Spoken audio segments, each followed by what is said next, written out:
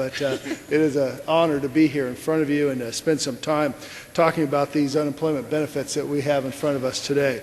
We had some, of course, unfortunate information come out of the administration, and the unemployment numbers for the last month actually ticked up in the state of Nevada. Right now, the unemployment rate in the state of Nevada is at 14.2%. In the city of Las Vegas, that unemployment number is at 14.5%. That is the worst unemployment in any place across this nation. And so it's very disheartening. And the question, I guess, that I have, Mr. Speaker, is who do we hold responsible? Who do we hold responsible for the failed economic policies of this Congress and this administration? And I want to make it clear that I do not believe that the unemployed are the ones that should be held accountable for these failures.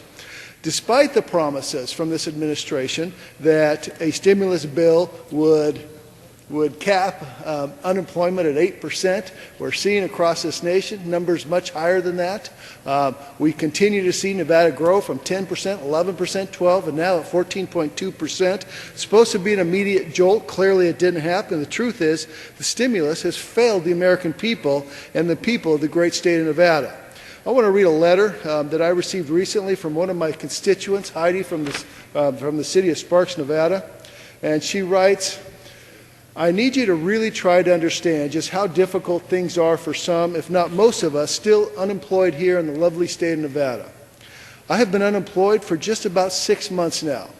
My husband was laid off back in November, recently took a job for a considerably less amount just to get a job. I have been on several interviews, filled out countless applications, and sent my resume to countless companies. Heidi worked for the same company for 6 years. Her husband laid off after working 13 years. It just goes to expand the failed policies that we're seeing here in this Congress, coming out of this Congress, and what's coming out of the administration. Time, if he would answer a question, if he would yield. I'd be more than happy to. I yield 15 seconds to the gentleman for purposes of asking a question. What do you think would have happened had the stimulus bill not passed? In other words, you're asking me what would have happened if we took all this money out of the private sector and put it in the public sector? Is that the question you're asking me? I'm asking you what would have happened. What would have happened to those teachers? What would have happened to those police officers who kept their jobs? 15 seconds expired. Let me tell you, Mr. Speaker, I believe we need private sector money given to private sector government given to private people, not more public jobs. And that's what the other side continues to argue.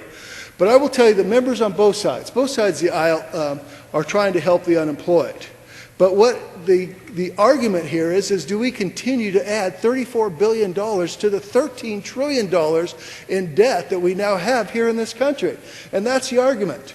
And if you want to ask another question, how do you plan on paying for it? There was a rule. There was an opportunity for the Rules Committee to pay for this. How often is the left and how often is the majority party saying that the unemployment is a stimulus to this economy? That's great. And if you want to go down that road, what I would argue is then take the stimulus dollars that are unused and use it to pay for these unemployment benefits. You can do it. You can do it. It's not that you can't do it, it's that you won't do it. And that makes no sense. I had that substitute amendment in the Rules Committee. Of course, it failed. I think it's unfortunate. What we're doing here today is that we're going to pass this bill. I'm going to vote against the rule. I will vote for the bill, but I'm voting against the rule. And the problem with this is we're going to pass this bill, and what we're going to do is we're going to go on a 6-week vacation. That's what we're doing here. We're going to go on a 6-week vacation. And what we're going to say is that, hey, we're going to extend these unemployment benefits, but we're going to get full pay for 6 weeks while we're on vacation. Why don't we stay here, Mr. Speaker? Why don't we stay here? Gentleman's time's expired. I yield the gentleman an additional 30 seconds. Gentleman's recognized for additional 30 seconds. I want to stay here over the 6-year period, put some bipartisan economic policies together so that people like Heidi from the city of Sparks, Nevada can get a job. I think that's what we ought to be doing here in Washington, D.C., instead of casting a vote, ducking and hiding, running out for a 6-week vacation. I ask a question: who should be held responsible for the failed economic policies of this Congress and this administration? And I don't believe it should be the unemployed. Thank you very much, Mr. Speaker. I yield back. Gentleman yields